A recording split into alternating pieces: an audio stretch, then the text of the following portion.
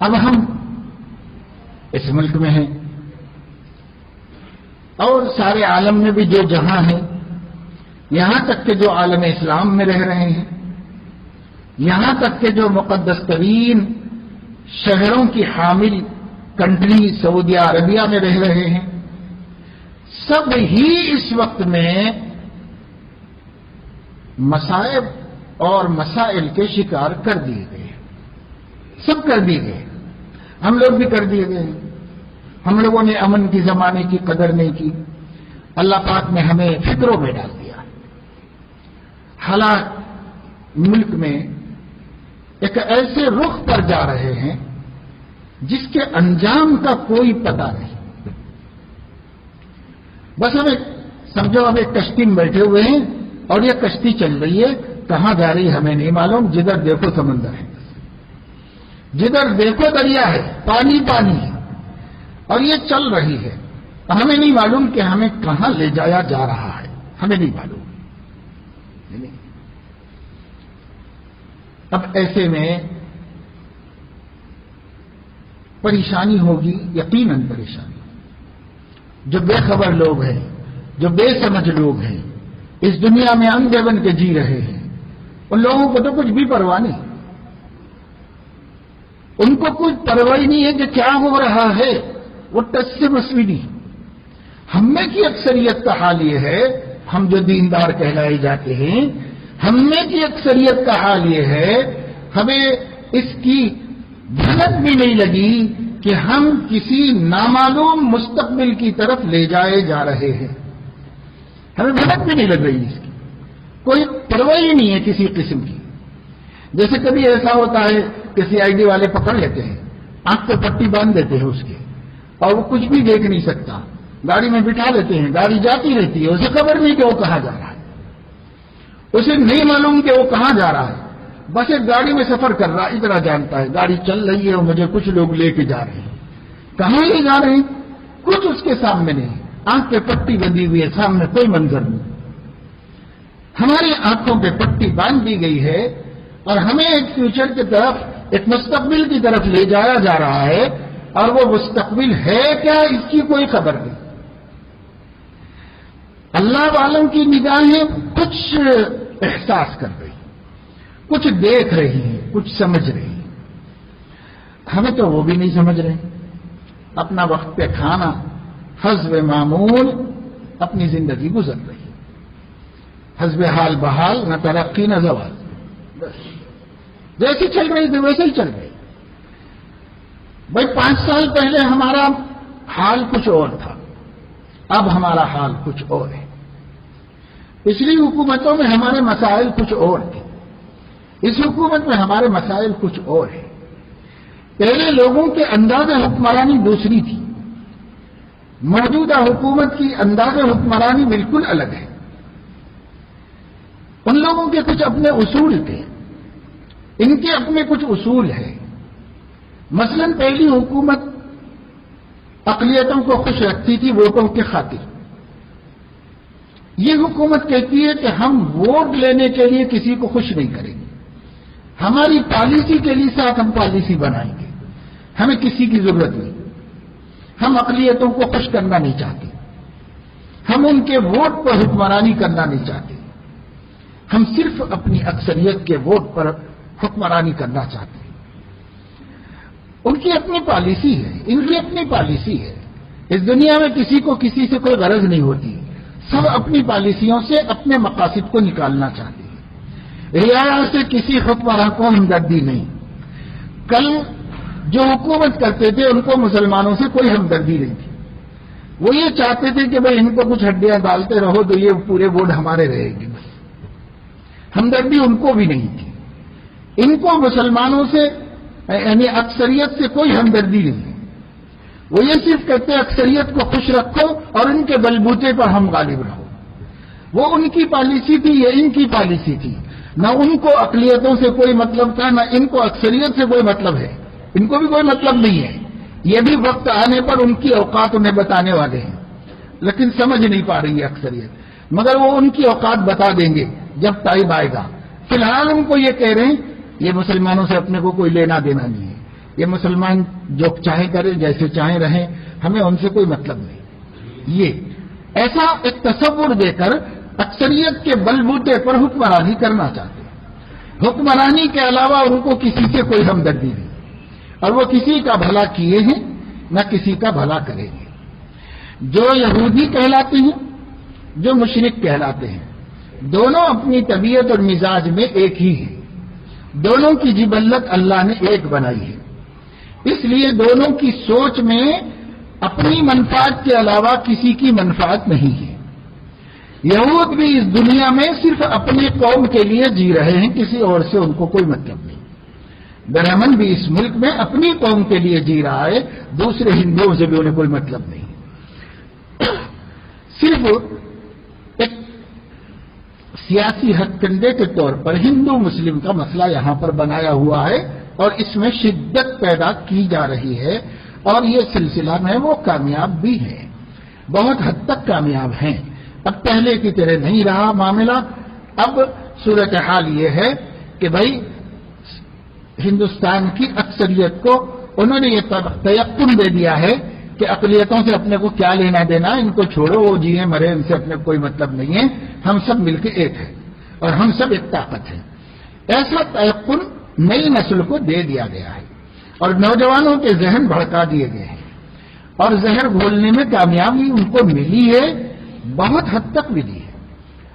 حالات، تجربات، زمانہ ہمیں یہ بتا رہا ہے. اب یہ ساری صورتحال ہے، اور اس صورتحال کے اندر ہم مسلمان ہیں، رہ رہے ہیں. ملک میں ابھی بہت جلد کوئی بڑی آزمائش ہمارے سامنے نہیں ہے، لیکن آزمائشوں کے دلدل کی طرف ہم جا رہے ہیں، اور اس میں اترتے جا رہے ہیں دن بدن. ایک کے بعد ایک آزمائش، ایک کے بعد ایک آزمائش آپ کے ایمان کو پرکھنا چاہ رہی ہے. اور آپ کا ایمان یہ ہے کہ کوئی تبدیلی دنیا میں اللہ کی مشیت کے بغیر نہیں آ سکتی. تو اگر منفی تبدیلیاں آ رہی ہیں اور مخالف ماحول بن رہا ہے، تو اس کے پیچھے ہمارا عقیدہ یہ بتا رہا ہے کہ یہ بھی مخلوق سے زیادہ خالق کے فیصلوں سے ہو رہا ہے. کیونکہ آپ عقیدوں میں پڑھ چکے ہو کہ وما تشاءون الا ان یشاء اللہ رب العالمین، جو تم چاہو وہ نہیں ہوتا، جو رب العالمین چاہے وہ ہوتا ہے. تو اب جو کچھ بھی ہو رہا ہے ہمارے حق میں مضر ہے، ہمارے حق میں بظاہر نقصان دہ ہے، ہمارے بچوں اور ہمارے نسلوں کے ایمان کے لیے نقصان دہ ہے، عقیدہ توحید کے تحفظ کے لیے نقصان دہ ہے، آگے چل کر کچھ معاشی اعتبار سے بھی نقصان دہ ثابت ہو سکتا ہے، اور آگے چل کر کچھ CAA کے دور میں آپ کو خطرات سے ڈرایا گیا ہے، وہ خطرات بھی کبھی سامنے آ سکتے ہیں. بہت کچھ ہے، سیریل ہے، ایک کے بعد ایک، ایک کے بعد ایک، ایک کے بعد ایک. کہاں تک اللہ لے جائے گا اور کہاں تک نہیں لے جائے گا اور اس سے پہلے روک دے گا، یہ ہمارے علم میں نہیں ہے، ہم اس سے بے خبر ہیں. کیونکہ اللہ کی پلاننگ بندوں کے سامنے نہیں رکھی جاتی. اللہ اپنا منصوبہ ہمارے سامنے نہیں رکھتا ہے، اللہ اپنا منصوبہ اپنے سامنے رکھ کر کام کرتا ہے. اس کی پلاننگ ہے. آپ نہیں کہہ سکتے کہ یہ صرف ہندوستان کی موجودہ حکومت کا تعصب اور اس کی عداوت اور اس کے دلوں میں چھپا ہوا بغض ہے مسلمانوں سے جو اس شکل میں ظاہر ہو رہا ہے. تو بے شک یہ ایک صرف قریبی اور ظاہری علامت ہے، لیکن کیا ہم اس کا انکار کر دیں گے کہ ان کے قلوب بھی اللہ کے قبضے میں ہیں؟ اس کا انکار کریں گے؟ ان کے قلوب بھی اللہ کی دو انگلیوں کے بیچ میں ہے، اور وہ اللہ کو اپنا رب مانے نہ مانے، اللہ ان کا رب ہے. اور چاہے وہ خدا کی توحید کے قائل ہو یا نہ ہو، اکیلا خدا ہی ان کا رازق ہے، ان کا خالق ہے، ان کا مالک ہے. جیسے ہمارا مالک ہے ان کا مالک ہے، جیسے ہمارا رازق ہے ان کا رازق ہے، اور جیسے ہمارا خالق ہے ان کا خالق ہے، اور جیسا ہمارا حاکم اعلیٰ ہے ان کا بھی حاکم اعلیٰ ہے. یہ تو سب اپنے عقیدے ہیں نا. ہم تجربات کو دیکھ کے عقیدوں کو بدل نہیں سکتے. ہم کہہ رہے ہیں صاحب اللہ کا کچھ بھی نہیں دکھ رہا یہاں پر تو سب فلاں سرکار کا دکھ رہا اور فلاں تنظیم کا دکھ رہا. ہم یہ کہہ رہے ہیں مگر نہیں کہہ سکتے ہم. اللہ کے بغیر وہ کچھ نہیں کر سکتے. اللہ کی مشیت کے بغیر پتا بھی نہیں ہل سکتا. وما تسقط من ورقة إلا يعلمها ولا حبة في ظلمات الأرض ولا رطب ولا يابس إلا في كتاب مبين. تو اتنی بڑی کنٹری کے 30 کروڑ مسلمانوں کے فیصلے کیا کتاب مبین میں نہیں لکھے ہوئے؟ اس ملک کی قسمت کتاب مبین میں نہیں لکھی ہوئی ہے.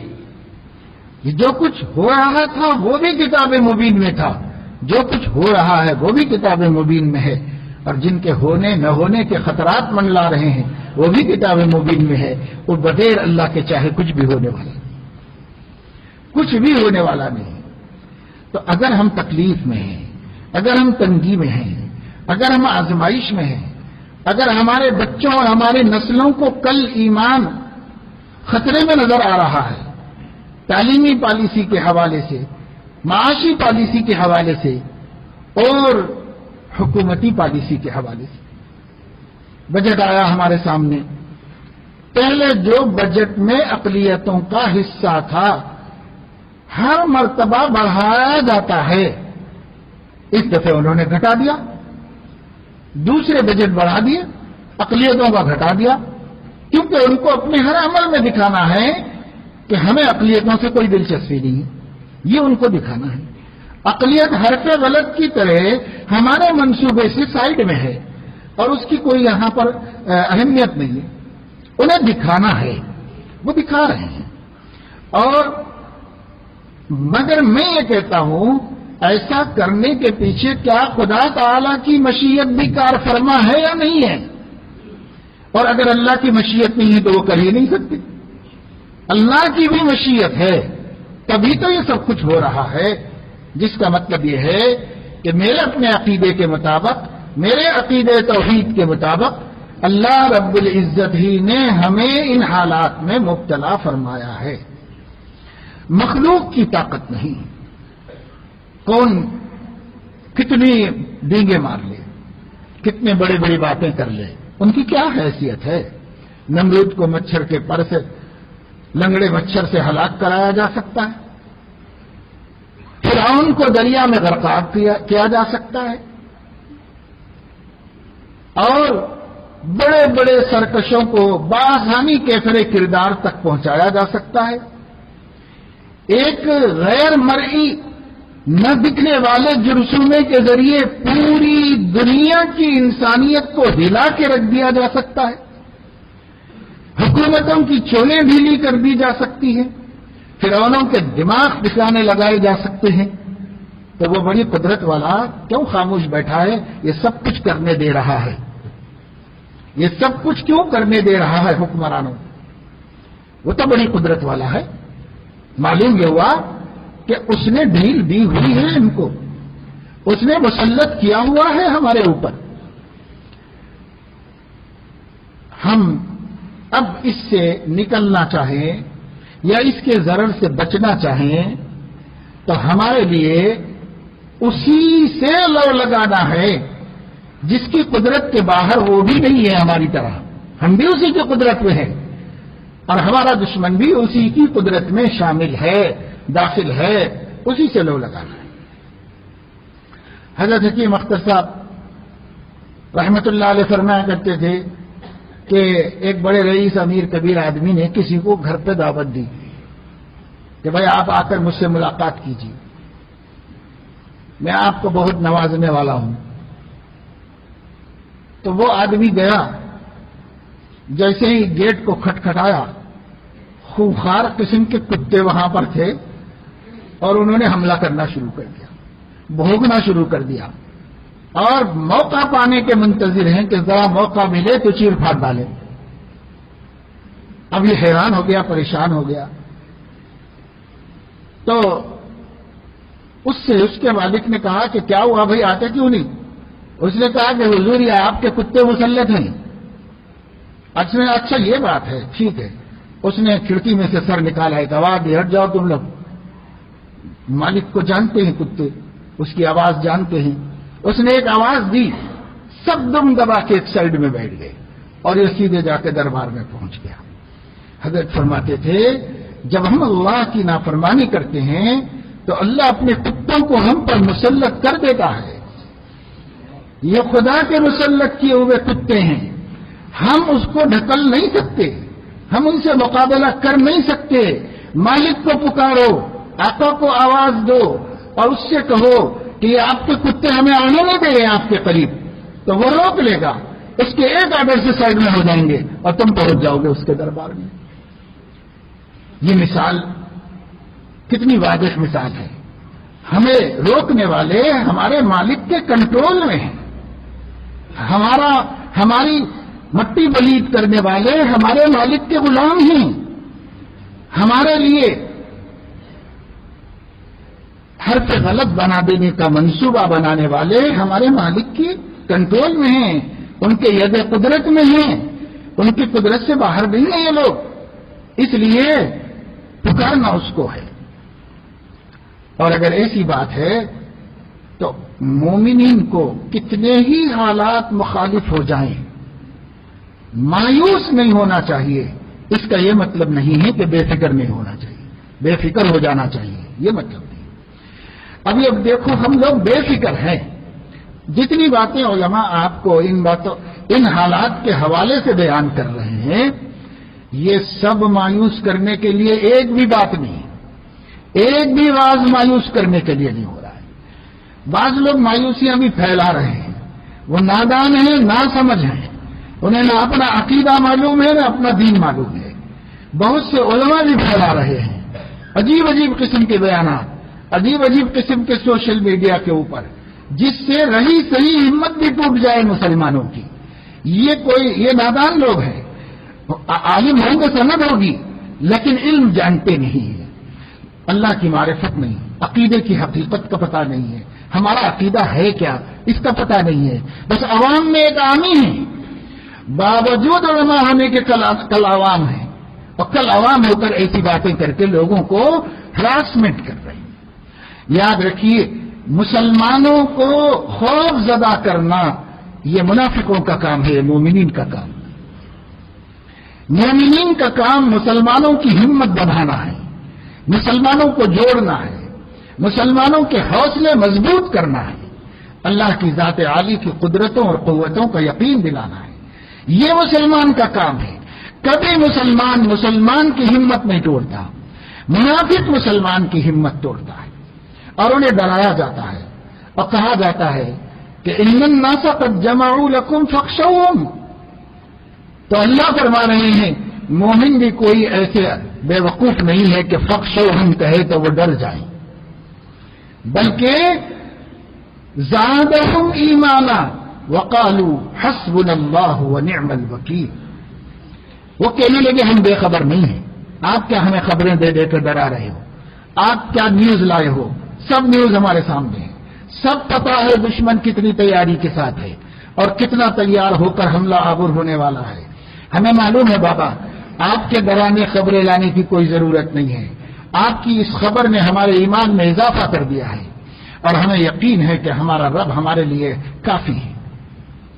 حسبنا اللہ ونعم الوکیل. یہ بات سب سے پہلے سیدنا ابراہیم خلیل اللہ کی زبان سے نکلی تھی، جو اللہ کے بندوں میں خصوصیت کے ساتھ توحید میں کمال کے حوالے سے جانے جاتے ہیں، اسی لیے ان کو خلیل اللہ کا خطاب دیا گیا. انہوں نے کہا حسبنا اللہ ونعم الوکیل، حسبی اللہ ونعم الوکیل. سب سے پہلے انہوں نے کہا، اس کے بعد امام الانبیاء کی امت نے کہا ان الناس قد جمعوا لكم فاخشوهم. کچھ بھی اثر نہیں ہوا، اللہ کہہ رہے ہیں کہ ایمان بڑھا اور جواب ملا حسبنا اللہ ونعم الوکیل. فانقلبوا بنعمة من اللہ وفضل لم يمسسهم سوء. لوٹے جب لڑائی سے، جنگ سے، تو اللہ کی نعمتوں اور اس کے فضل کو لے کر لوٹے اور ان کو ایک ذرہ برابر برائی نہیں پہنچی. آپ یہ یقین بنائیے آپ حالات میں یہ اطمینان حاصل کیجئے، اللہ کی ذات عالی کی طرف رجوع کیجئے، اس کے کافی ہونے کا تصور کیجئے، اپنے گھر والوں کو، اپنے ماحول کو، اپنے چھوٹوں کو، اپنے ساتھیوں کو حسبنا اللہ و نعم الوکیل کا منظر دکھائیے اور اللہ پہ اعتماد کیجئے، جو کرنے کے کام ہے وہ کریے۔ کیوں؟ اس واسطے کہ وہ کرنے کے بعد ہی ان لوگوں کو فانقلبوا بنعمت من اللہ وفضل لم یمسسہم سوء کی خوشخبری دی گئی۔ سبب کیا بنا؟ واتبعوا رضوان اللہ، انہوں نے اللہ کی رضا والا راستہ اختیار کر لیا، اللہ کی رضا کے راستے پہ چل پڑے، دکھنے میں کچھ بھی دکھ رہا ہو، ہار بھی دکھ رہی ہو تو جیت سمجھتے رہے، مصیبت بھی دکھ رہی ہے تو نعمت سمجھتے رہے، تنگی دکھ رہی ہے تو خوشحالی مانتے رہے، بس جو اللہ رسول نے کہا وہی مانا، نظر کچھ بھی آ رہا ہو، ہے کواکب کچھ نظر آتے ہیں، کچھ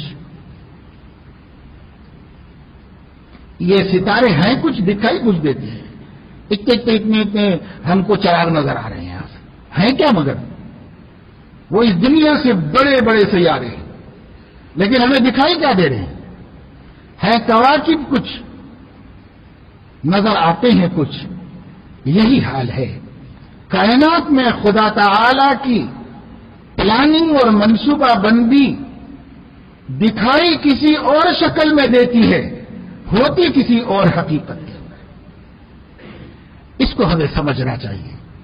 بیمان نہیں سمجھے گا، وہ یہ سمجھے گا کہ یہ ہماری طاقت ہے، یہ ہماری شکتی ہے، یہ ہماری پالیسی ہے، یہ ہماری کامیابی ہے، وہ یہی سمجھے گا، کیونکہ اس کو اللہ پہ ایمان نہیں ہے، اس کو اللہ کی ذات عالی کا یقین نہیں ہے۔ اللہ نے اس کو بھی ڈھیل دے کے چھوڑ دی ہے، اور کتنا مغرور بنتا ہے بن، اور جہاں تک جا سکتا ہے جا میرے مقابلے میں، پھر جب میں تیری ڈوری کھینچوں گا تب تجھے پتا چلے گا۔ تو اللہ نے ان کو بھی ایک ہی وار میں، ان کو بھی اور ہمیں بھی، دونوں کو سدھار دیا۔ یہ حالات بندوں کے اختیار میں نہیں ہیں، حالات بندوں کے مالک کے قبضے اور اختیار میں ہیں۔ اس لیے حکم ہے کہ جب بدتر حالات آ جائیں تو زمانے کو برا بھلا مت کہو، حالات کو برا بھلا مت کہو۔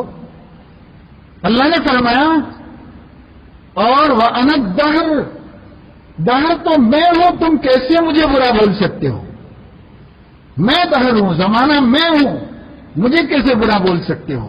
نہیں بولو، اپنے اعمال پر نظر کرو، اپنا کھوٹ کہاں ہے وہ دیکھو، خلل کہاں ہے وہاں نظر کرو، پکڑ کے نکالو زندگی میں وہ قصور جس قصور نے ہمیں ان حالات کے حوالے کیا ہے، پھر وہ سوراخ بند کرو، پھر اللہ کے فضل کو کھلی آنکھوں دیکھ لو۔ اس دنیا میں بھی، اور اگر دنیا میں ہمارے جیتے جی خوشگوار حالات کا انقلاب نہیں آ سکا، تب بھی یہ بدلے کا دن نہیں ہے، بدلہ آخرت میں لینا ہے، آخرت میں مل کے رہے گا۔ شرط یہ ہے کہ ہم نے کام صحیح کیا ہو۔ تو ابھی ہم بدلے کا انتظار کر رہے ہیں، کام کی کوئی فکر نہیں۔ تو میرے عزیزوں، دو الگ الگ چیزیں ہیں۔ ایک ہے خوف زدہ کرنا، ڈرانا، مایوس کرنا، یہ حرام ہے، جائز نہیں۔ اطمینان دلاؤ، توکل پیدا کرو، بھروسہ دلاؤ، خوشخبری دو، بشروا ولا تنفروا، خوشخبریاں دو، نفرت مت پیدا کرو لوگوں کے اندر، مایوسیاں مت پیدا کرو، یہ ہے۔ لیکن خوشخبری دینے اور مایوسی سے بچانے کا یہ مطلب نہیں ہے کہ بے فکری میں پڑ جائے۔ تو فکر مند بنانا الگ مسئلہ ہے، اور اطمینان دلانا الگ مسئلہ ہے۔ اب مصیبت یہ ہو رہی ہے کہ ہم فکر مند بنا رہے ہیں تو خوفزدہ ہو جا رہے ہیں، مایوس ہو جا رہے ہیں، اطمینان دلا رہے ہیں تو باغی ہو جا رہے ہیں، نافرمان ہو جا رہے ہیں۔ تو یہ کرو تو نقصان، وہ کرو تو نقصان قوم کا۔ وہ کیوں؟ وہ ہمارے ٹیڑھ پن کی وجہ سے، ہمیں اللہ کی معرفت نہ ہونے کی وجہ سے ہے، عقیدہ توحید کو نہ جاننے کی وجہ سے ہے۔ 3 عقیدوں کا اس وقت میں خاص طور سے مذاکرہ کیا جائے، گھروں میں، عورتوں میں، مردوں میں، بچوں میں، عقیدہ توحید، عقیدہ رسالت، عقیدہ آخرت۔ بنیادی طور پر ہمارا دین اسی کے اطراف میں گھوم رہا ہے، کہیں نہ کہیں سے اسی سے ریلیٹڈ ہے، جڑا ہوا ہے۔ توحید کا عقیدہ اپنی تفصیلات کے ساتھ، رسالت کا عقیدہ اپنی تفسیر و تقاضے کے ساتھ، اور آخرت کا عقیدہ اپنی حقیقت کے فہم کے ساتھ۔ یہ 3 عقیدوں کو علماء سے اچھی طرح سمجھ کر کے خود سمجھنا، پھر اپنے گھر میں سمجھانا، عورتوں کو بھی بچوں کو بھی۔ اتنا سمجھاؤ، اتنا بولو، ہر بات میں بات ملا کر عقیدے کو لاؤ، ہر بات میں بات ملا کر توحید رسالت آخرت، توحید رسالت آخرت، توحید رسالت آخرت، اتنا کہ ہمارے گھر کے بچے کے خون کے قطروں میں اور گوشت کی نسوں میں یہ عقیدہ داخل ہو جائے، گویا رنگ میں رنگ جائے۔ یہودی کے بچے پیدا ہوتے تھے تو وہ ایک تسلے کے اندر زعفران گھول کر کے اس پانی میں بچے کو ڈبا کے نکالتے تھے اور کہتے تھے بچہ مسبوق ہو گیا، اب ہمارے رنگ میں رنگ گیا، یا کسی رنگ سے متاثر نہیں ہوگا۔ اللہ نے فرمایا صبغۃ اللہ ومن احسن من اللہ صبغہ، ایمان والوں تم بھی اپنے بچوں کو اللہ کی توحید کے رنگ میں رنگ دو، تاکہ پھر اس کے بعد دوسرے ادیان کو قبول کرنے کا اندیشہ ختم ہو جائے۔ اگر ہم نے سچا عقیدہ پہلے پیدا کر دیا تو پھر جھوٹے عقیدے کو ہمارے بچے کا ضمیر قبول نہیں کرے گا۔ ہم کہتے کتنی پالیسیاں لاتے ہیں، لاؤ، کتنے منصوبے بناتے ہو، بناؤ، انشاءاللہ مومن کے گھر میں پرورش پانے والا بچہ کبھی شرک کے جرثومے کو قبول نہیں کرے گا۔ لیکن مومن کے گھر میں پرورش پا رہا ہو، وہ گھر مومنانہ گھر ہو، اس گھر میں ایمان ہو، اس گھر میں ایمان کی روشنی ہو، اس گھر میں عقیدے کی صراحت و وضاحت ہو، اگر ہے وہاں پلا ہوا بچہ کچھ نہیں۔ کیا فرمایا حضور علیہ الصلوۃ والسلام نے؟ لا ترجعوا بعدی کفارا وَإِن قُطِّعْتُمْ أَوْ حُرِّقْتُمْ، دیکھو میرے بعد یہ جو مضبوطی میں نے پیدا کی ہے تمہارے اندر، عقیدے کی مضبوطی، کہیں یہ مزمحل ہونے نہ پائے، جمے رہو اور بہت مضبوطی سے جمے رہو، اگرچہ تمہارے ٹکڑے ٹکڑے کر دیے جائیں اور اگرچہ کہ تمہیں جلا کر راکھ بنا دیا جائے۔ یہ ممکن ہے کہ مومن جل کے راکھ کا ڈھیر ہو جائے، لیکن یہ ممکن نہیں ہے کہ مومن عقیدہ توحید سے منحرف ہو جائے۔ یہ ممکن ہے کہ مومن کے ٹکا بوٹی کر دی جائے، ٹکڑے ٹکڑے کر کے پھینک دیا جائے، لیکن یہ ممکن نہیں ہے کہ مومن کے قلب سے اللہ کی توحید اور نبی کی رسالت کو نکال دیا جائے، یہ ممکن نہیں۔ یہ وہ پکی بات ہے جس کو آیت میں کہا گیا یا ایھا الذین آمنوا اصبروا صابروا رابطوا۔ مشکل حالات صحابہ کو آئے تھے، کہا گیا حالات سے مومن نہیں گھبراتا، مومن حالات کو دیکھ کے خوش ہوتا ہے کہ وقت آیا ہے ٹکرانے کا، اور وقت آیا ہے قوت ایمان دکھانے کا، وقت آیا ہے حرارت یقین پیدا کرنے کا۔ گھبراتا نہیں ہے وہ بالکل۔ ان سے کہا گیا تھا فخشوہم، تو زیادہ ایمانا، ایمان بڑا ڈرے نہیں۔ جو خدا سے ڈرتا ہے وہ کسی سے نہیں ڈرتا، اس لیے کہ جب ایک ڈرنے کے قابل سے ڈر رہا ہے تو پھر کس سے کیا ڈرے؟ جو سب اس کی مخلوق ہے، تو ابھی ہمیں ڈرنا کیا ہے؟ ہم اللہ سے ڈر رہے بس۔ تو اس وجہ سے فرمایا کہ صبر کے حالات آئے تو اللہ نے کہا صبر کرو، صبر کرو، صبر کرو۔ صبر کرو کا مطلب نہیں ہوتا کہ چوڑیاں پہن کے گھر میں بیٹھو، صبر کرو کا مطلب نہیں ہوتا کھاؤ پیو مزے کرو، جو ہونا ہے ہوگا، دیکھا جائے گا، اللہ بڑا ہے، اس کو صبر نہیں کہتے۔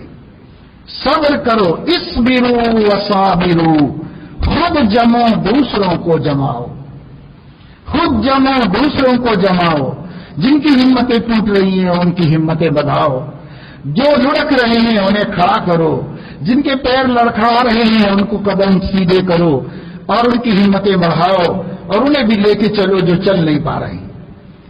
اصبروا وصابروا، خود جمو دوسروں کو جماؤ، خود جمو دوسروں کو جماؤ۔ جمیں گے کس پہ؟ دین پہ جمو، ہر مسئلے کو اللہ نمٹ لے گا۔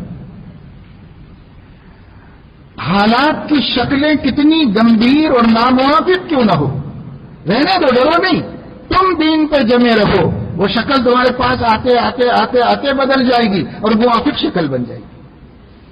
وہاں سے نظر آ رہی ہے مخالف، جب ہم تک آ جائے گی تو خود موافق بن جائے گی، کیونکہ اللہ منقلب اعظم ہے۔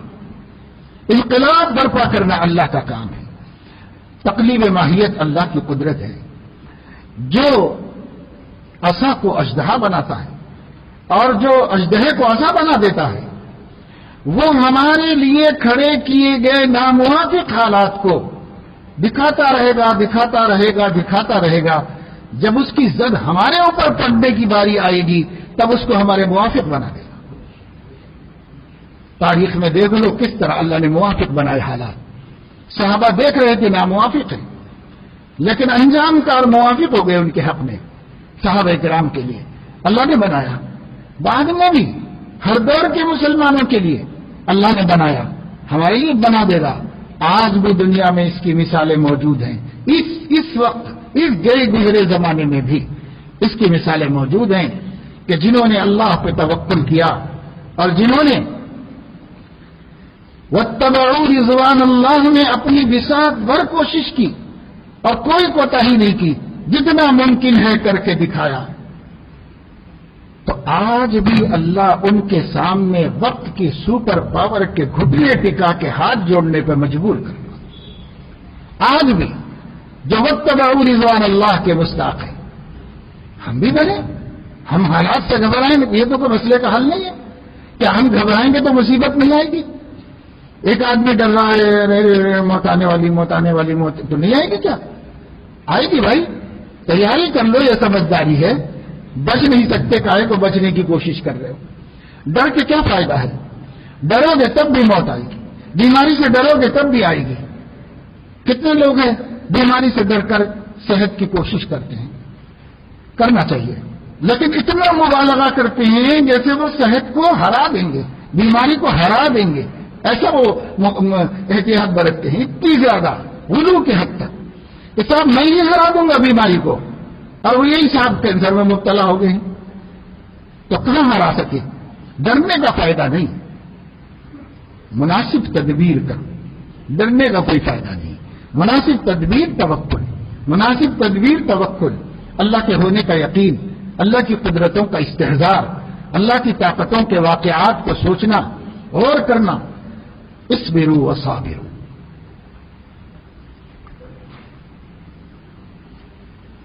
امام نووی رحمۃ اللہ علیہ، محی الدین زکریا نووی رحمۃ اللہ علیہ، بڑے محدثین میں، بڑے علماء میں سے، حدیث کی ایک مختصر سی کتاب بھی لکھی اور فرمایا کہ میں نے اس لیے ایک مختصر سا حدیث کا ذخیرہ جمع کر دیا جو دین کے تمام ابواب پر مشتمل ہے، تاکہ صحیح حدیثوں کا ایک ذخیرہ ہر کسی عام آدمی کو ہاتھ میں رہے۔ اب اس زمانے میں ان کے علاقے میں سب عرب تھے، اس لیے وہ تو صرف حدیثیں جمع کر دی انہوں نے، بس ختم، تاکہ اتنا نصاب تو کوئی بھی کر لے، ضروری تعلیم ریاض الصالحین کے نام سے اتنا پڑھ کے عمل کر لو تو صالح بن جائیں گے، نیک بن جائیں گے۔ اس کے لیے انہوں نے ایک چھوٹا سا نصاب بنایا تھا۔ فقہی اعتبار سے چونکہ وہ شافعی المسلک ہیں تو فقہی ابواب میں انہوں نے احادیث وہ منتخب کی جو ان کے مسلک کے مطابق ہے، لیکن باقی تمام احادیث جو اخلاق سے، ایمان سے، یقین سے، عقیدے سے متعلق ہیں، وہ سب کے واسطے یکساں ہے اور سب کے کام کی چیز ہے۔ جب سے انہوں نے کتاب لکھی آج تک ہر دور کے مسلمانوں نے اس سے فائدہ اٹھایا۔ ہمارے یہاں مدارس کے اندر بھی داخل نصاب ہے اور اس سے فائدہ اٹھایا۔ شروع میں اس لیے پڑھا دیا جاتا ہے کہ یہ دیندار بنانے کے لیے لکھی گئی ہے، اس میں تحقیقات مقصود نہیں ہے، اس میں دین جاننا اور دین پہ چلنا اور چلانا یہ مقصد ہے، اس لیے شروع میں پڑھا دی جاتی ہے کہ بھائی حدیثیں پڑھو، اپنی زندگی اس کے مطابق بناؤ، حدیثیں پڑھو، اپنی زندگی اس کے مطابق بناؤ۔ اس کے بہت سے ابواب میں بہت سے طالب علم پڑھ بھی چکے ہیں، علماء بھی پڑھ چکے ہیں۔ ایک باب ہے صبر کا، صبر کے سلسلے میں بھی انہوں نے ایک عنوان قائم کیا اور صبر کو ایمانیات میں ذکر کیا، اس واسطے کہ ہم لوگ سمجھتے ہیں کہ صبر جو ہے وہ مصیبت کے مقابلہ کرنے کا نام ہے، حالانکہ اسلام کی اصطلاح میں صبر صرف مصیبت کا مقابلہ کرنے کا نام نہیں، صبر نام ہے ہر حال میں اپنے کو اللہ کی چاہت پہ جمانا۔ اس موقع پر اللہ مجھے کیسے دیکھنا چاہتا ہے ویسے اپنے کو بنا کر دکھانا، یہ ہے صبر کی حقیقت۔ ہر حال میں اپنے کو اللہ کی چاہتوں پر جمانا، یہ اس کا مفہومی معنی ہے، یہ مفہومی معنی ذہن میں رکھو۔ تو صبر کی ضرورت زندگی کے ہر لمحے میں ہم کو ہے، ورنہ پھر صبر مصیبت کے وقت ہی اس کی ضرورت ہے، اس کے بغیر مصیبت نہیں تو صبر کی کوئی ضرورت نہیں۔ لیکن اگر آپ صبر کے اس مفہومی معنی کو سمجھے جو کتاب و سنت کی روشنی میں آپ کو بتا رہا ہوں کہ صبر کی حقیقت ہر حال میں مومن کا اپنے کو اللہ کی چاہت پر جمانا، مضبوط رکھنا، اس سے ہٹنے نہ دینا، یہ صبر ہے۔ اگر یہ ہے تو پھر صبر وہ دولت ہے جس کی محتاجی سے ہم زندگی کے ایک لمحے کے لیے بے نیاز نہیں ہو سکتے، ہر وقت اس کی ضرورت ہے۔ اسی لیے انہوں نے ایمانیات میں صبر کو رکھا اور صبر کو بیان کیا، اور اس میں واقعہ ایک بار بیان کیا، بڑا مفصل واقعہ اور صحیح سند کے ساتھ۔ حضور اکرم صلی اللہ علیہ وسلم کا سنایا ہوا، یعنی کسی صحابی کا یا کسی کیا کہتے ہیں علماء اہل کتاب کا، بہت سے علماء اہل کتاب بھی مسلمان تھے، وہ بھی سنایا کرتے تھے، تو کسی دوسروں کا نہیں، صحابہ کا سنایا ہوا نہیں، تاریخ سے نقل کیا ہوا نہیں، نبی کریم صلی اللہ علیہ وسلم کی زبان مبارک سے سنایا ہوا۔ آپ نے صحابہ کرام کی موجودگی میں بہت اطمینان اور تفصیل سے سنایا۔ کانا ملکن فیمن کانا قبلکم، یہاں سے شروع کیا۔ ایک بادشاہ تھا تم سے پہلی امتوں میں، تم سے پہلی امتوں میں ایک بادشاہ تھا۔ یہاں سے حضور علیہ السلام نے صحابہ کو سنایا، صحابہ بھی توجہ سے سنے کہ کوئی واقعہ سنا رہے ہیں حضور علیہ السلام۔ واقعات کو سننے میں دلچسپی ہوتی ہے، واقعات سے جتنا ایمان و یقین بنتا ہے وہ کسی اور چیز سے نہیں بنتا، اسی لیے ایمان و یقین کے بنانے کے لیے صحابہ کرام کے واقعات، اولیاء اعظام کے واقعات کثرت سے سنانا چاہیے اپنے گھروں کے اندر۔ قرآن نے بھی واقعات کو اہمیت دی، ورنہ اللہ عظیم الشان کے فرمان میں قصوں کی کیا ضرورت تھی؟ اللہ کا کلام تھا، وہ صرف فرامین آرڈرز، ایسا ہو سکتا تھا اللہ کی کتاب میں، لیکن اللہ نے اپنی کتاب میں بھی قصے بیان کیے۔ نحن نقص علیک احسن القصص، اے نبی ہم آپ کو اچھے اچھے قصے سناتے ہیں۔ کیوں؟ قصوں سے یقین بنتا ہے، قصوں سے ذہن بنتا ہے، قصوں سے ایمان مضبوط ہوتا ہے۔ اس لیے اللہ نے قرآن میں ایک بڑا حصہ واقعات و قصص کا بیان کیا۔ مفسرین کہتے ہیں کہ صرف حضرت موسیٰ کے قصوں کو اکٹھا کر لیا جائے تو 2.25 پارے ہوتے ہیں، تو 30 میں سے 2.25 تو ایک نبی کے قصوں میں چلے گئے، اور کتنے نبیوں کے اللہ نے قصے اس میں بیان فرمائے۔ تو قرآن میں قصص اس لیے بیان کیے گئے، ایمان و یقین واقعات سے بنتے ہیں، دل نرم پڑتا ہے اور بات بیٹھ جاتی ہے اس کے اندر جا کر، اس لیے واقعات، مگر واقعات سچے ہونے چاہیے۔ ہمارے پاس اتنے سچے واقعات موجود ہیں اسلام میں کہ گڑھ کے بولنے کی کوئی ضرورت نہیں۔ بعض لوگ جھوٹے واقعات بنا کے چلاتے ہیں، وہ جھوٹ اور گناہ ہے اور اس سے کوئی تاثیر نہیں پیدا ہوتی۔ اس لیے سچے واقعات، حضور علیہ السلام سچا واقعہ صحابہ کو سنا رہے بٹھا کر کے کہ کانا ملکن فی من کانا قبلکم، ایک بادشاہ تھا تم سے پہلی امتوں کے اندر، پتہ نہیں کس زمانے میں تھا، بہت پرانے زمانے کی بات ہے، جب وہ بادشاہ یعنی حضرت عیسیٰ سے بھی پہلے کا قصہ ہے. وہ بادشاہ وہ مشرک تھا، شرک میں مبتلا تھا. اس کے پاس بہت سارے جادوگر تھے. اس کا اعتقاد جادوگروں پہ تھا اور ہر کام کرنے کے لیے جادوگروں سے مشورہ کرتا تھا. تو ایک دربار میں بڑا جادوگر تھا، بہت تجربہ کار. اس ساحر کو ہر وقت بلا کر اس سے پوچھے بغیر کچھ نہیں کرتا تھا. ہر فیصلہ اس ساحر سے رائے لینے کے بعد کرتا تھا. اس ساحر نے ایک دفعہ اس سے کہا کہ بادشاہ اب میری عمر بہت ہو گئی ہے، اب مجھ سے چلنا پھرنا بھی مشکل ہو رہا ہے، بار بار آپ کے طلب کرنے پہ حاضری بھی مشکل ہوگی، اب پھر کسی وقت بھی میں مر جا سکتا ہوں، اور اگر میں مر جاؤں گا تو یہ میرا جو ہنر ہے، میرے پاس جو علم ہے، وہ میرے ساتھ چلا جائے گا. آپ کو پھر ایسا تجربہ کار ساحر ملے کہ نہ ملے، اور پھر آپ کے لیے بڑی پریشانیاں ہو سکتی ہے. اس لیے میں آپ کو ایک رائے دینا چاہتا ہوں، وہ یہ ہے کہ ملک میں سے ایک نہایت صحت مند خوبصورت نوجوان کا انتخاب کیجیے. اس میں یہ صفتیں ہونی چاہیے. ان صفتوں کا ایک بچہ نوجوان مجھے مل جائے تو آپ میرے حوالے کر دیجئے، میں اس کو آہستہ آہستہ یہ سارا ہنر سکھا دوں گا.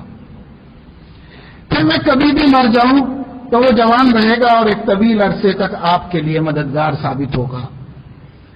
تو بادشاہ کو سمجھ میں آئی بات کہ بات تو ٹھیک ہے، بالکل درست ہے، یہ مردم سازی ہونا چاہیے، بات کا انتظام پہلے ہو جانا چاہیے.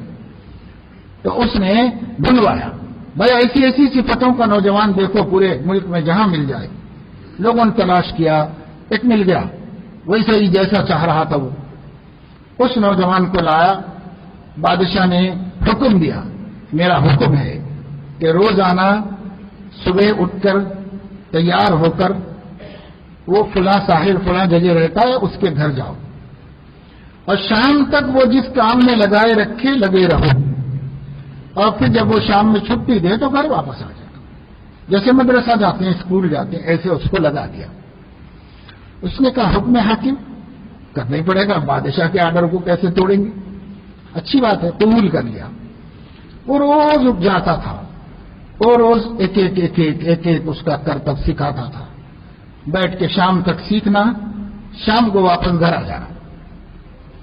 ہوتے ہوتے ہوتے ہوتے ہوتے ایک دن وہ جا رہا تھا تو اس نے راستے میں دیکھا کہ کوئی اور بھی ایک جنگل میں کسی کا گھر ہے، جیسے اس کے استاد کا گھر وہاں تھا، ایسے کسی کا گھر نظر آیا. وہ قریب گیا کہ یہاں کون رہتا ہے دیکھیں. تو وہاں دیکھا کہ وہاں پر ایک عیسائی راہب، حضرت عیسیٰ علیہ الصلوۃ والسلام کے دین کے ماننے والے ایک بزرگ نیک آدمی وہاں عبادت میں مشغول تھے. ظاہر ہے کہ شرک میں سراسر ظلمت ہے، اندھیرا ہے، اور توحید میں سراسر روشنی ہے اور نورانیت ہے. عام آدمی بھی فرق سمجھ سکتا ہے. چنانچہ اس نوجوان کو جو ہو رہا تھا، سمجھدار تھا، ذہین تھا، سب صفتوں والا تھا، اس کو فرق دیکھتے ہی سمجھ میں آیا کہ بھائی وہاں تو اندھیرا ہی اندھیرا نظر آتا ہے، یہاں اجالا ہی اجالا ہے، یہ کیا چیز ہے، یہ کوئی بزرگ ہے. تو ایک دن ملاقات کیا، پوچھا آپ کون ہیں؟ کہا بھائی ہم اللہ کے ایک بندے ہیں، اللہ کو ایک مانتے ہیں، ہم اس کے پیغمبر کے طریقے پر چلتے ہیں، اس کے دین پہ قائم ہیں، اس کی کتاب پڑھتے ہیں. لوگ ہم کو برداشت نہیں کرتے، لوگ ہمیں گوارا نہیں کر رہے ہیں، لوگوں کا دین جدا ہے، اس لیے میں آبادی سے ہٹ کے یہاں جنگل بیابان میں پڑا رہتا ہوں. میں اپنے خدا کی بندگی کر لیتا ہوں، کسی سے مجھے کوئی لینا دینا نہیں. اور آپ سے بھی گزارش ہے کہ آپ بھی میرا کسی کو عطا پتہ نہ دیں، میں سکون سے اپنی ذات سے خدا کی بندگی کر لے رہا ہوں، مجھے پریشانیوں میں مت ڈالو، بوڑھا آدمی ہوں. ان کو بتا دیا. اس نے کہا نہیں میں کسی کو نہیں بتاؤں گا، لیکن میرا جی یہ چاہ رہا ہے کہ آپ مجھے اجازت دیں میں کبھی کبھی آپ کے پاس آ جایا کروں؟ تو انہوں نے کہا شرط پر کہ بھائی میرا پتہ کسی کو نہ دو، تم کبھی آ جایا کرو تو آ جایا کرو، منع نہیں کرتا میں، آ جایا کرو، مجھے جو اچھی باتیں معلوم ہے میں بتا دیا کروں گا تم کو۔ تو اس کو اتنا جی لگ گیا تھا اس اللہ والے سے کہ اس کو وہاں جانے کو جی چاہتا ہی نہیں تھا، مگر مجبوری میں مجبوری میں جا رہا تھا، یہاں بھی ٹچ کر لیتا تھا جاتے جاتے، اور آتے آتے ایک وقت اور جاتے جاتے ایک وقت کہتا تھا کہ حضرت کچھ سنا دو۔ وہ کچھ سنا دیتے تورات کی انجیل کی باتیں، کچھ اچھی نصیحتیں کر دیتے، اللہ کا ذکر کر دیتے، نبی کی باتیں بتاتے، بہت خوش ہوتا اور بہت یقین مانتا۔ اب اس کی ساری دلچسپیاں یہ سبق سے ہو گئی اور وہ سبق اس کو بالکل پسند نہیں آیا، مگر حکم تھا بادشاہ کا، جانا تو پڑتا ہی تھا۔ ماں باپ کو بھی بہت بڑی دولت ملنے والی تھی تو ماں باپ بھی سختی کرتے تھے، جاتا کیوں نہیں، جانا پابندی سے جانا چاہیے۔ تو حضور علیہ الصلوۃ والسلام نے فرمایا دیکھو جتنا میں سنا رہا ہوں، یہ حضور علیہ السلام سنا رہے ہیں صحابہ کرام کو، صحابہ کو نبی سنا رہے ہیں، اور انہیں کو ہم نقل کر رہے ہیں، وہی بات نقل کر رہے ہیں۔ اب اتنی دلچسپی ہو گئی، ہر جانے میں حاضری، ہر آنے میں حاضری، حضرت کے پاس وہاں برابر حاضری اس کی۔ تو پہنچتا تھا دیر سے جادوگر کے پاس، ساحر کہتا تھا دیر کیوں، اتنی دیر کیوں کر دی؟ تو بولتا حضور وہ اگر گھر سے نکلنے میں، کھانے پینے، رستے میں بہرحال کچھ تو ایک گزر کر دیتا تھا۔ شام میں ماں پوچھتی تھی اتنی دیر سے کیوں آیا؟ تو کہتا تھا کہ وہ راستے میں تھوڑا سا ایسا ہو گیا تھا، ایسا ہو گیا تھا، کچھ تو بہانہ کر لے۔ اس نے یہ بات ان بزرگ سے ہی پوچھی تھی کہ ادھر بھی دیر ہو رہی ہے تو جادوگر میری پٹائی کر رہا ہے، ادھر بھی دیر ہو رہی ہے تو اماں مجھے مار رہی ہے، مگر میں حضرت یہ چھوڑ نہیں سکتا آنا، ایک نشہ ہے اللہ کی محبت کا جو آپ نے چڑھا دیا ہے، اب میں آنا چھوڑ نہیں سکتا، کروں تو کیا کروں؟ انہوں نے ہی یہ بات اس کو کہی حدیث کے مطابق کہ جادوگر سے یہ کہہ دو کہ وہ گھر میں دیر سے چھوڑا گیا تھا، اور ماں سے یہ کہہ دو کہ وہاں سے جادوگر نے دیر سے چھوڑ دیا تھا۔ کیونکہ اس وقت یہ جو علم حاصل کر رہا تھا یہ فرض درجے کا علم تھا، ایمان و یقین کا جاننا یہ فرض درجے کا تھا، اور علم فرض کے لیے کسی کی رکاوٹ نہیں ہو سکتی۔ اس لیے انہوں نے یہ کہا کہ وہاں کچھ بہانہ کرو، وہاں کچھ کرو، مگر یہ علم فرض ہے، اللہ کی توحید کا جاننا، عقیدہ رسالت کا جاننا یہ فرض علم ہے، اس کو حاصل کرتے رہو۔ اللہ کے نبی صلی اللہ علیہ وسلم نے فرمایا چلتا رہا، قصہ چلتا رہا، لیکن کب تک بات نبھ سکتی تھی؟ نبھی نہیں، یہ کسی طرح نبھاتا رہا، مگر اس کو ایک ڈاؤٹ برابر رہتا تھا، جادوگر بالکل کوئی دوسری باتیں سکھاتا ہے اور راہب بالکل کوئی دوسری باتیں سکھاتے ہیں، اس سے دونوں ایک دوسرے سے کچھ بھی میل نہیں کھاتے، کیونکہ یہ عین توحید سکھاتے تھے، وہ عین شرک سکھاتا تھا۔ تو اب وہ صحیح ہے کہ یہ صحیح ہے، حق پہ کون ہے دونوں میں، یہ اس کو سمجھ میں نہیں آتا تھا، تو ایک ڈاؤٹ ضرور رہتا تھا، جی فطری طور پر ادھر لگتا تھا، مگر تحقیق کیسے کرے، کس سے تحقیق کرے، اس کی سمجھ میں آ نہیں رہا تھا۔ تو ایک دن ایسا ہوا کہ یہ راستے سے گزر رہا تھا، راستہ جام ہو گیا تھا، لوگ ایک مجمع کھڑا ہوا ہے، سب ٹھہرے ہوئے۔ اس نے کہا بھائی کیا بات ہو گئی، کیوں سب لوگ یہاں جمع ہو گئے؟ تو بتایا گیا ایک درندہ بیچ میں آ گیا ہے، شیر، چیتا کوئی، اس کے خوف سے ادھر والے ادھر رک گئے ہیں، ادھر والے ادھر رک گئے ہیں، اس لیے ٹریفک جام ہو گئی ہے روڈ پر۔ تو اس نے سوچا دل میں کہ یہ موقع اچھا ہے کہ آزماؤں کہ راہب کا معاملہ حق ہے یا ساحر کا معاملہ حق ہے۔ تو وہاں پہنچا، ایک چھوٹا سا پتھر اٹھایا اور اپنے دل میں کہا اے اللہ، اگر آپ کے علم میں راہب حق پر ہے تو اس کے طفیل میں اس جانور کو یہاں سے ہٹا دے، اور ایسے مار دیا۔ وہ جانور نے سر جھکایا اور دم جاتا ہوا خاموش جنگل میں نکل کے چلا گیا، راستہ کھل گیا، اب لوگ آنے جانے لگے، سب بحال ہو گئی ٹریفک۔ اس کے ضمیر میں بھی یہ یقین ہو گیا کہ معاملہ جادوگر کا ٹھیک نہیں ہے، معاملہ یہ بندے کا ہی صحیح ہے، یہی اللہ کے نزدیک حق پر ہے۔ اب یہ کوئی دلیل تو نہیں ہے شرعی، پر اس نے اپنے طور پہ بیچارہ جو سمجھ سکتا تھا کر سکتا تھا کر کے دیکھ لیا۔ اب جب حضرت کے پاس پہنچا اس نے حضرت سے کہا کہ حضرت آج ایسا ہوا دیکھیے، اور میں نے آپ کی سچائی اور صداقت کو آزمانے کے لیے اللہ کو آپ کی دہائی دے کر ایک پتھر مارا اور وہ چلا گیا شرافت سے، خاموشی سے۔ مجھے یقین ہو گیا کہ آپ حق پر ہیں اور آپ کی تعلیم حق ہے اور آپ کی دعوت حق ہے، یہ میری سمجھ میں آ گیا۔ تو اس دن ان بزرگ نے فرمایا دیکھو بیٹا، اب تمہارا معاملہ ایمان و یقین کے اعتبار سے مجھ سے بھی بڑھ گیا ہے، تمہارا معاملہ ایمان و یقین کا اب مجھ سے بھی بڑھ گیا ہے، لیکن میں تمہیں بتاتا ہوں کہ تمہارا یہ ایمان چھپے گا نہیں، ظاہر ہو جائے گا، اور جب ظاہر ہو جائے گا قوم تمہیں بخشے گی نہیں، معاف نہیں کرے گی، اور تم پر وہ ظلم و ستم ہوں گے کہ شاید تم برداشت کر سکو یا نہ کر سکو، لیکن میں تم سے صرف اتنا رحم چاہتا ہوں کہ کچھ کہیں بھی تم جا کے پھنس جاؤ، میرا نام کسی کو نہ بتانا۔ کیوں بیٹا، اب بوڑھا ہو گیا ہوں، میری ہڈیاں گل گئی ہیں، میں بادشاہوں کے ظلم برداشت نہیں کر سکتا، اور میرے اندر طاقت نہیں ہے سہنے کی، اس لیے خدا کے واسطے مجھے کبھی کسی کے سامنے ظاہر نہ کرنا۔ اللہ نے تمہیں بڑی دولت دے دی، تم کو مبارک، اور اب تم چھپو گے بھی نہیں، اور اللہ اس کو چھپنے بھی نہیں دے گا۔ آزمائشیں آئیں گی، آزمائشوں کے بغیر اللہ آپ کو اپنا محبوب نہیں بنائے گا، کسی کو نہیں بنایا، تم کو بھی نہیں بنائے گا۔ آزمائے جاؤ گے مگر ثابت قدم رہنا، یہ نصیحت کر دی، یہ صبر تھا جو انہوں نے سکھا دیا اس کو۔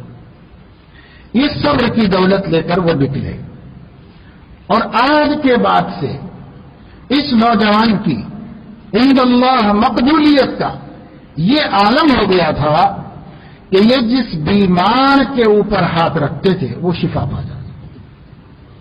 مادر زاد اندھے کی آنکھ پہ ہاتھ رکھ دیں تو اس میں ہی روشنی آ جاتی اور اس کی آنکھ بینا ہو جاتی اور دیکھنے لگتی تھی۔ اللہ پاک نے ایک کرامت اس کو عطا فرما دی۔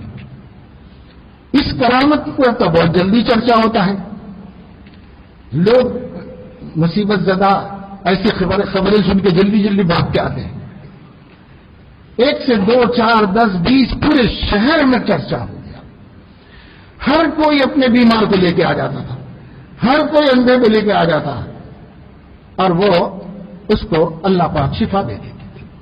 جو کرامت اس وقت کے پیغمبر کو معجزے کے طور پر دی گئی تھی، اس پیغمبر کے سچے متبع کو اور مومن کو موحد کو اس پیغمبر کے صدقے میں بطور کرامت کے اللہ نے عطا فرما دی۔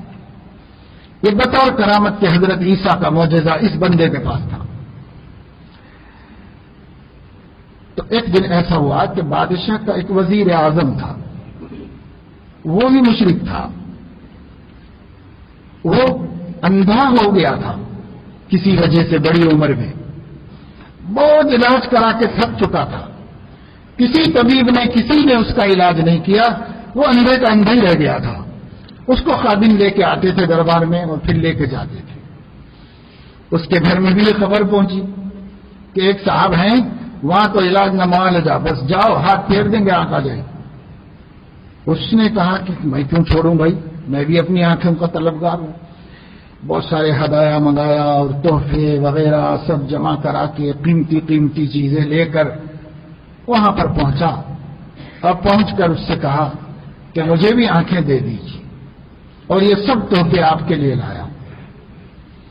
اس نوجوان نے کہا تحفے اپنے پاس رکھو، میں کسی خدمت خلق کا معاوضہ نہیں لیتا، وہ سب آپ لے جاؤ، آپ کو مبارک، مجھے نہیں چاہیے، اور میں بھی کسی کو بینائی نہیں دیتا، میرا ایک رب ہے، میں اس سے سفارش کرتا ہوں، وہ رب تم کو بینائی دیتا ہے، اگر تم اس رب کی توحید کا اعتراف کر لو اور تم بھی اس کو رب مان لو تو میں سفارش کروں گا، مجھے امید ہے کہ وہ میری سفارش رائے گا نہیں کرے گا۔ اس نے کہا کہ میں آپ کے رب پر ایمان لایا اور آپ کے رب کی توحید کا قائل ہو گیا اور وعدہ کرتا ہوں کہ میں اچھا بھی ہو جاؤں گا تو اس پر قائم رہوں گا اور اس سے میں مکر نہیں جاؤں گا۔ انہوں نے آنکھوں پہ ہاتھ رکھا اور کہا اللہ یہ تیرا بندہ ہے، محتاج ہے، تو نے مجھے یہ عزت دی ہے، تیری سے التجا ہے کہ اس کی بینائی لوٹا دے۔ اللہ نے دعا قبول کر لی، اس کی آنکھیں روشن ہو گئی، چاروں طبق روشن ہو گئے، خوشی سے باغ باغ ہو گیا اور ارادہ کر کے گیا کہ میں دین پر قائم رہوں گا۔ اب یہ بھی موحد ہو گیا۔ ایک موحد بڑے میاں تھے، ایک موحد یہ نوجوان تھا، اب تیسرا موحد جو ہے یہ وزیر اعظم صاحب ہو گئے۔ یہ 3 موحد تھے بس پورے اس میں ملک بھر میں۔ دربار جس دن لگا تو اس ہفتے کے دربار میں وزیر اعظم صاحب خود ہی تشریف لے آئے، بغیر کسی قائد کے، ہاتھ پکڑ کے لانے والے کے، خود ہی دیکھتے ہوئے، سب دیکھتے ہوئے آئے، بادشاہ کو دیکھا، اپنی کرسی پہ بیٹھ گئے۔ بادشاہ نے کہا تم کیسے اچھے ہو گئے، تمہاری آنکھیں دیکھنے لگی؟ وہاں سب بالکل حسب حال بحال ہے، سب دیکھتا ہوں، سب نظر آتا ہے۔ کہا کیسے؟ اب اس کی زبان سے ایک دم نکل گیا کہ مجھے میرے رب نے یہ نعمت عطا فرمائی ہے۔ تو وہ بادشاہ حیران ہو گیا، آنکھیں پھر گئیں اس کی، کہنے لگا کیا کہہ رہا ہے؟ غصے میں آیا، اب پوچھنے لگا اللہ کا ربن غیری، میرے علاوہ بھی تیرا کوئی رب ہے؟ تو اس نے کہہ دیا صاف کہ ہاں آپ رب نہیں ہیں، میرا رب وہ ہے جو زمین کا رب ہے، آسمان کا رب ہے، آپ کا رب ہے، میرا رب ہے، سب کا رب ہے، اس کو میں مانتا ہوں۔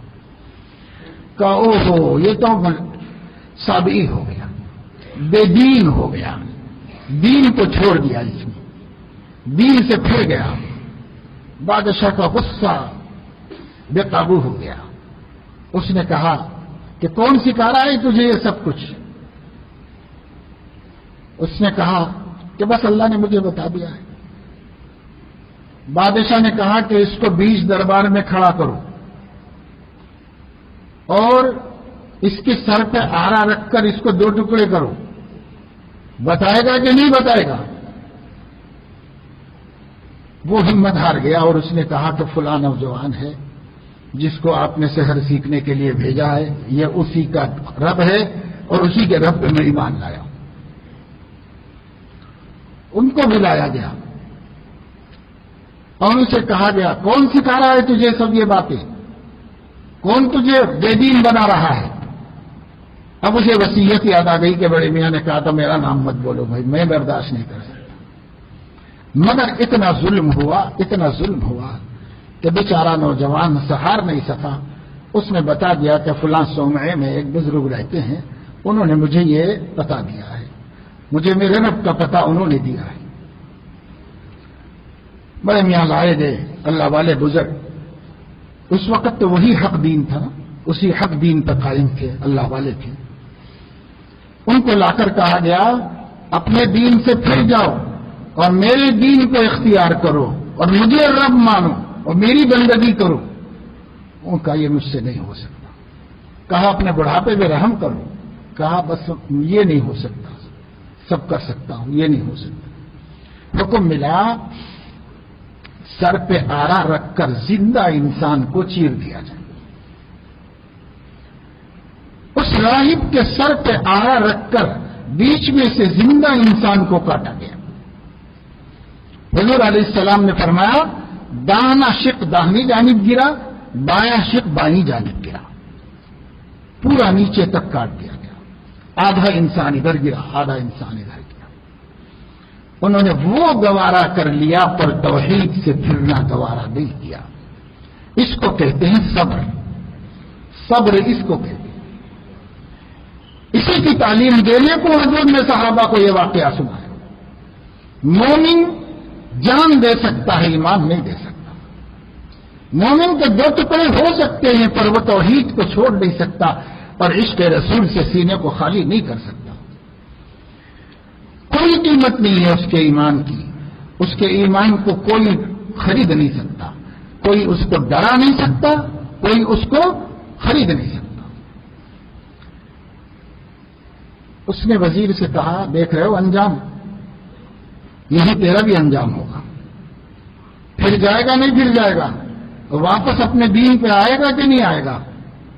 وزیر نے کہا کہ سرکار اب بات گزر گئی، جو ہونا تھا ہو چکا، آپ جو چاہیں کریں، میں اس عقیدے سے پلٹنے والا نہیں، زندگی دے دوں گا، ایک بڑے میاں دے دیے ہیں، میں بھی دے دوں گا اپنی زندگی۔ ان کو بڑے دربار میں کھڑا کر کے اللہ کے نبی صلی اللہ علیہ وسلم نے خبر دی، سر پہ آرا رکھا گیا اور چیرا گیا اور اس زندہ انسان کے دو ٹکڑے کیے گئے، ایک شق ادھر گرا ایک شق ادھر گرا۔ اب نوجوان کی باری تھی، نوجوان سب دیکھ رہا تھا، اس نے بھی طے کر رکھا تھا اگر میرا رب حق ہے تو مجھے اس سے وفا کرنا ہے، کسی سے وفا نہیں کرنا ہے۔ زندگی کیا چیز ہے؟ زندگی گزرنی آج نہیں تو کل گزرنی۔ توحید سلامت رکھ کے، ایمان اور عقیدے کو مضبوط رکھ کے اگر آج میں مار دیا جاؤں اور اگر میں ایمان کا سودا کر کے آج بچا لیا جاؤں، باہر نکل کے ایکسیڈنٹ میں مر جا سکتا ہوں، ہارٹ اٹیک مجھے باہر نکلنے بھی نہیں دے گا، اسی حال میں مجھے موت دے دے گا، اور جو ہے برین اسٹروک ہو سکتا ہے، رگ پھٹ جا سکتی ہے، شرائن ختم ہو جا سکتے، کیا نہیں کر کے اللہ موت دے گا۔ اور کچھ بھی نہیں تو اپنے ٹائم پہ 100 سال کے بعد تو مرنا ہی ہے۔ جب مرنا ہی ہے تو ایمان کے ساتھ مر جاؤ، اور مرنا ہی ہے تو یقین کی حفاظت کرو، توحید و رسالت کی حفاظت کر کے مر جاؤ۔ اب مرنا، کل مرنا ہے، مرنے سے مفر کہاں ہے، بچنے کا رستہ کیا ہے؟ اس نے طے کر لیا کچھ ہو جائے عقیدہ تو نہیں چھوڑوں گا، یہ طے کر لیا۔ بادشاہ نے اس کو چروایا نہیں، بادشاہ نے کہا 10 فوجیوں کو بلاؤ،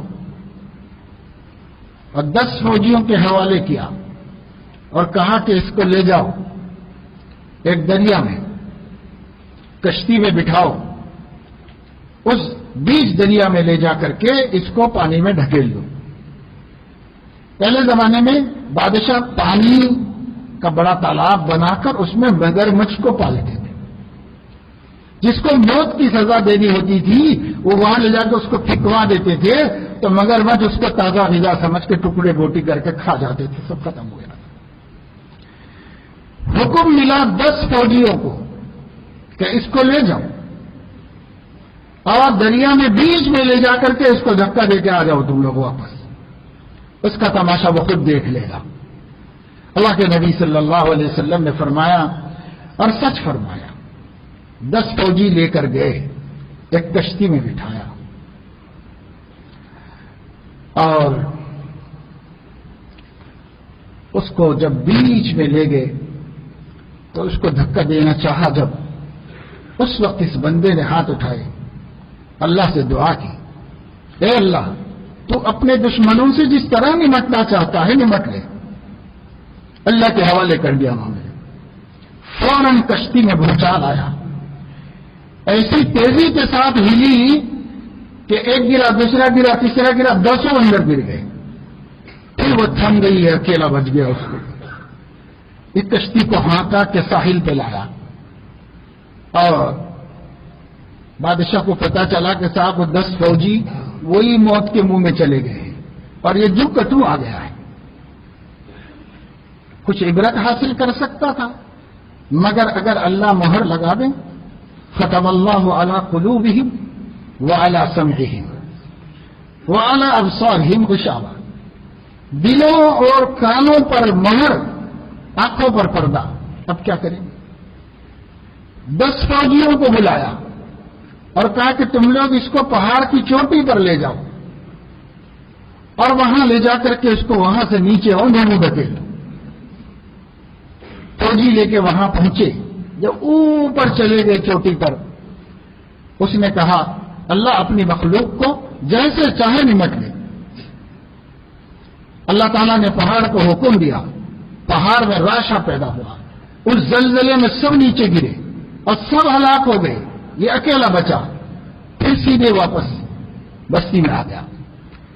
پتہ چلا بادشاہ کو کہ اب بھی یہی زندہ سلامت آیا ہے، وزیروں نے کہا بادشاہ چھوڑ دو اس کی حالت پہ، آپ کوئی بڑا اقدام کرو گے نا، ایک ایک خبر سے آپ کی رعایا آپ سے برگشتہ ہوتی جا رہی ہے، لوگوں کے دل میں اس کی محبت پیدا ہوتی جا رہی ہے، کہیں ایسا نہ ہو کہ رعایا سب کی سب ایمان لے آئے اس کے اوپر، لہذا آپ اس کو اس کے حال پہ چھوڑ دو، 2 4 10 20 ہوں گے، ہمارا ڈر رہے گا، ہمارا خوف رہے گا، لوگ نہیں مانیں گے، آپ ضد کرو گے نا الٹا اپنا نقصان ہو سکتا ہے۔ مگر بادشاہ تو راج ہٹ ہوتی ہے نا، راج ہٹ، وہ ہٹ میں تھا، وہ سب کو ہٹ بولتا ہے اور اپنی چلاتا ہے جی۔ تو اس نے کہا نہیں، میں اس کو ایسے نہیں معاف کروں گا، بلایا دربار میں۔ حماقت کا حال یہ ہے کہ اس نے پوچھا اسی نوجوان سے کہ میں تجھے مارنا چاہ رہا ہوں تو مر ہی نہیں رہا ہے، کسی طریقے سے نہیں مر رہا ہے، اور اگر میں تجھے سر پہ آرا رکھ کے بھی کاٹوں گا تو وہ چلانے والے کٹ جائیں گے، تو رہ جائے گا ایسے ہی، کیا کروں میں تجھے کہ تجھے مار ڈالوں، میں تجھے دیکھنا نہیں چاہ رہا ہوں، تو ہی بتا مجھے۔ اس نوجوان نے، اس کے دل میں اللہ نے بات ڈالی، اس نے من جانب اللہ کہا کہ بھائی مجھے آپ مارنا ہی چاہتے ہیں تو ایک طریقہ ہے۔ کیا طریقہ ہے؟ کہا پوری رعایا کو ایک میدان میں جمع کیجیے، آپ بھی آ جائیے، آپ کے درباری بھی آ جائیں، پھر مجھے وہاں لائیے سب کے درمیان میں، اور میرے ترکش میں سے تیر نکال کر بسم اللہ رب ھذا الغلام کہہ کر تیر چلائیے، وہ تیر مجھے نقصان پہنچا سکتا ہے، اس سے میں مر سکتا ہوں، آپ کو کرنا ہے تو ایسا کریے۔ اس نے حکم دے دیا کہ بھائی کرو، انتظامات کرو سب، مجھے تو اسے مارنا ہے۔ اس کے خیر خواہوں نے کہا ایسا مت کرو، بہت چالاکی کر رہا ہے وہ، اس میں کچھ راز ہے، وہ جو مشورہ دے رہا ہے اس میں کچھ راز ہے، ایسا مت کرو، سمجھ جاؤ آپ۔ وہ بولا کچھ نہیں، اس کو مارنا ہے۔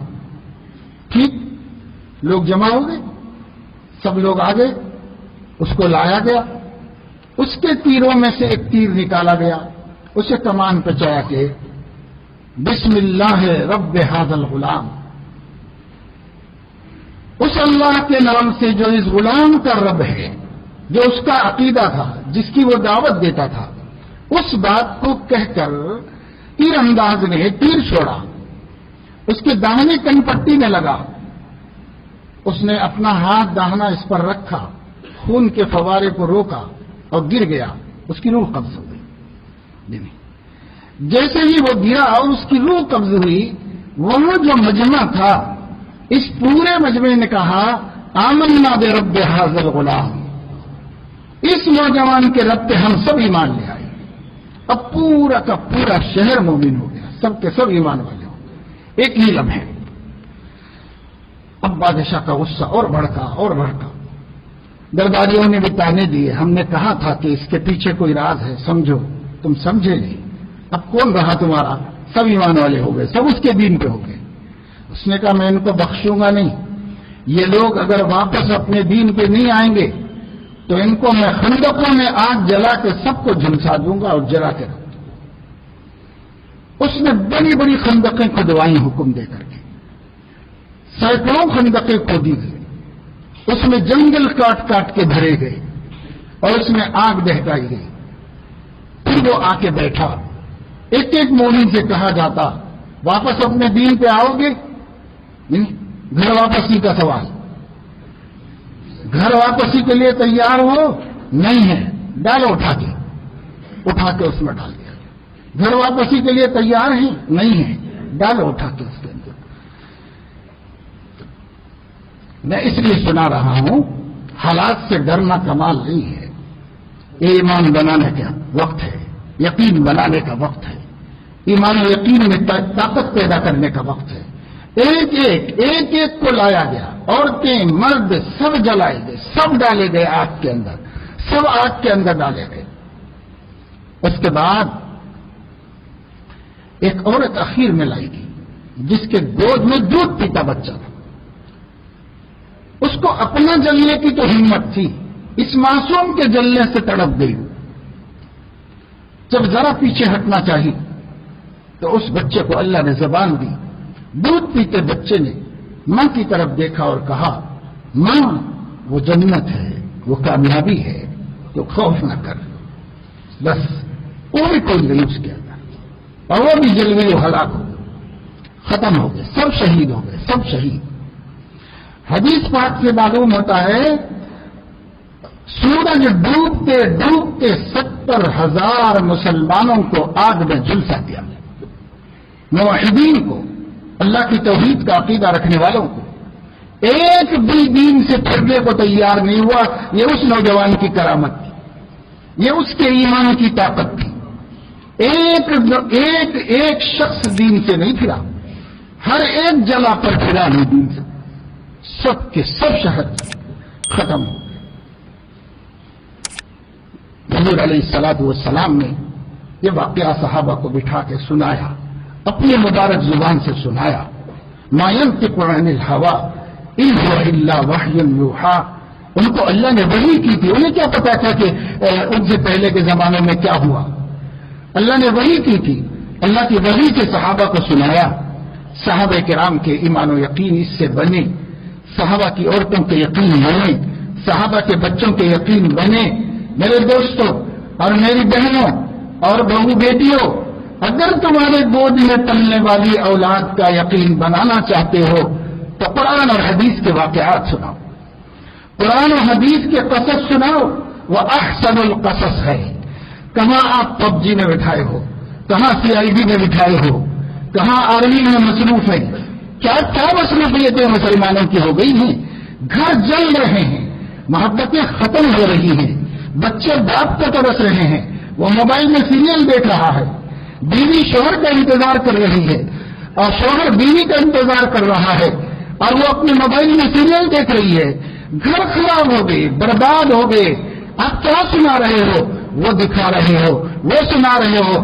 ایک ایک پلان، ایک ایک گیم، ایک ایک سیریل آپ کے قلوب سے ایمان کو سلب کرنے کے لیے آپ کے دشمنوں نے بنائے ہیں۔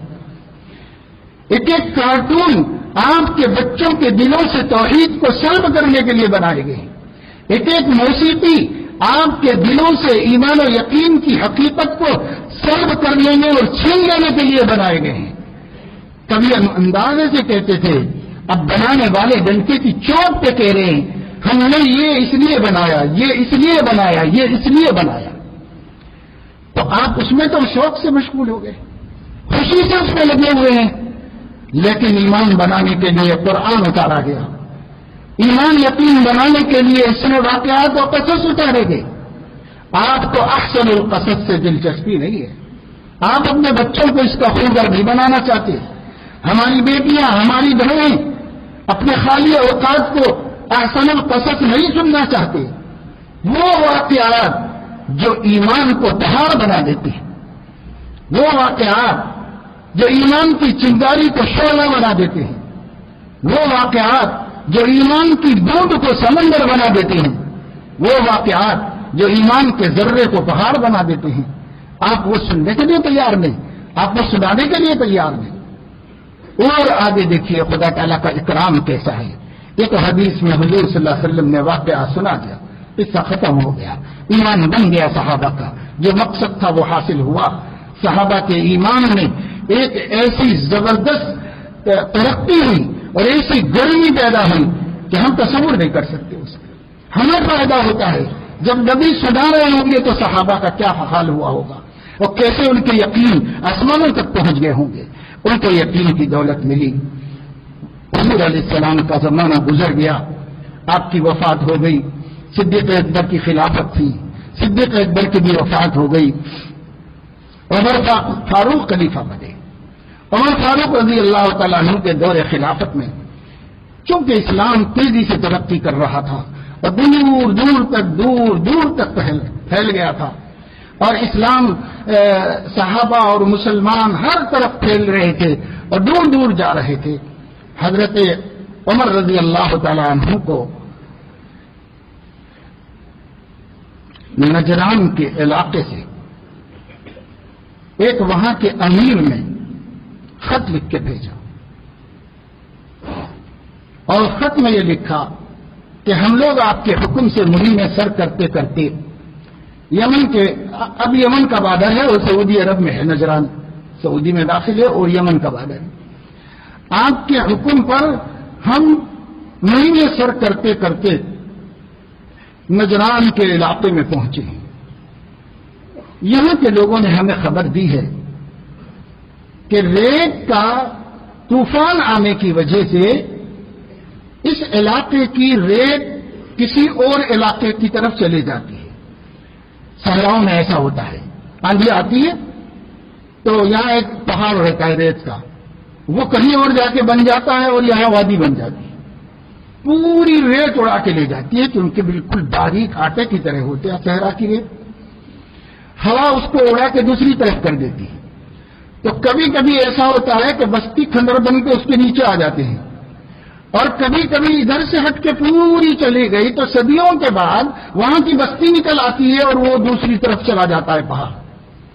وہاں نجران کے لوگوں نے خبر دی کہ یہاں ایک بستی کے کنارے پر ایک میدان میں یہاں کا بستی نمودار ہوئی ہے، ظاہر ہوئی۔ اس بستی کے ایک میدان کے اندر